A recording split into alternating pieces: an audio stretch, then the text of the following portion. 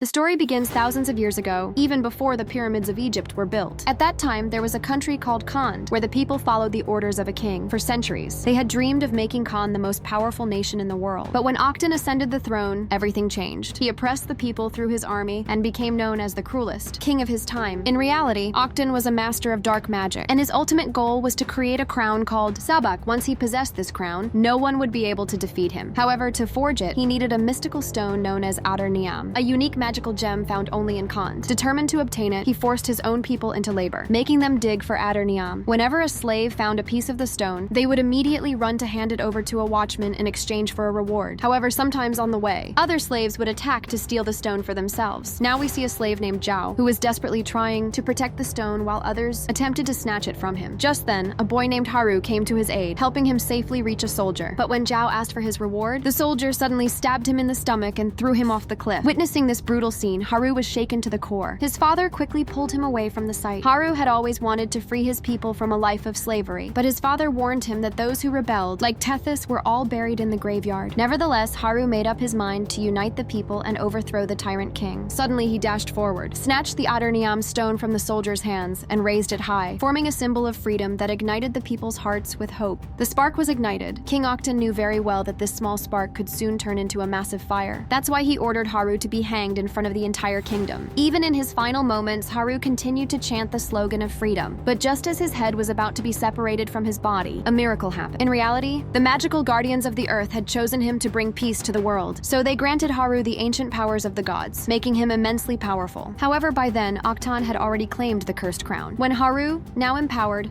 arrived at Akhenaten's palace to challenge him, Akhenaten unleashed the dark powers of the crown. This led to an intense battle between them, which destroyed the entire palace. In the end, Haru emerged victorious. But before his defeat, Akhenaten hid the cursed crown so that no human could ever possess it. After that day, no one ever saw Haru again. However, according to an ancient legend, when the people of Kanda are in extreme distress, he will return once again to free them. Now we shift to the present day, where the nation of Kanda has been taken over by foreign terrorists known as the Intergang. People needed to show their documents to the guards, stationed at the border just to leave the city. One day, a van was about to be searched when, at the same time, a 14-year-old boy named Eamon attempted to sneak past the border using his skateboard. However, a guard quickly caught him. The guard ordered him to stand in line for a security check, but Eamon insulted him. Meanwhile, the guard instructed a man named Karim to drive the van forward. Afterward, he looked at his wrist device, which displayed a picture of a fugitive named Adriana. At that moment, we see Adriana hiding inside the van, while Aman was running alongside the vehicle. In reality, Aman was Adriana's son, and he wanted to join his mother on her mission to find the cursed crown. But his mother somehow convinced him to go back home. Following the map, Adriana and her team reached a mountain where the cursed crown was believed to be hidden. At that point, Adriana looked at a pendant given to her by her grandmother, which was made of Eternium stone. Seeing this, Samir,